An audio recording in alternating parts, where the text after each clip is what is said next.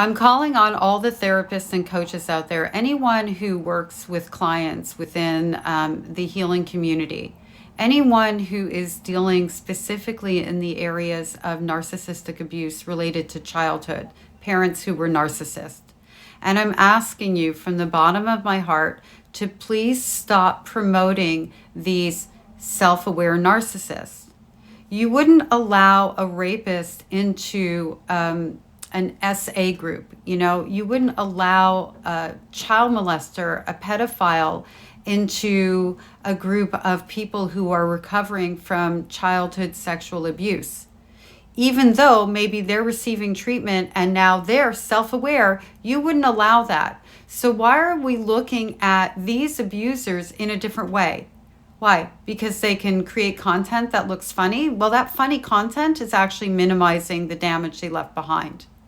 It's just not acceptable. I was talking to someone the other day, and I've had this conversation with more than one person. And this person pointed out to me that, we studied Ted Bundy when we were looking at how to profile serial killers. And yes, we did. Just like there's doctors who study MPD and treat people who have MPD. And that's who we should be looking to for resources. The FBI did studies on serial killers so that they could become profilers, so that they could solve cases.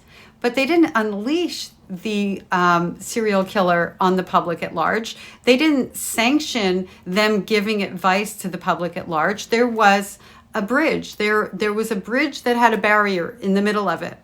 And the safety of the public was on one side, and the serial killers was on the other side. And this is no different than that. Just because it's emotional violence doesn't make it any less horrific than physical violence. As a survivor of every kind of violence you can imagine, I can tell you healing from the emotional violence, which was ongoing and consistent from my mother, who was a sociopath and a narcissist, was 10 times harder than healing from the physical violence.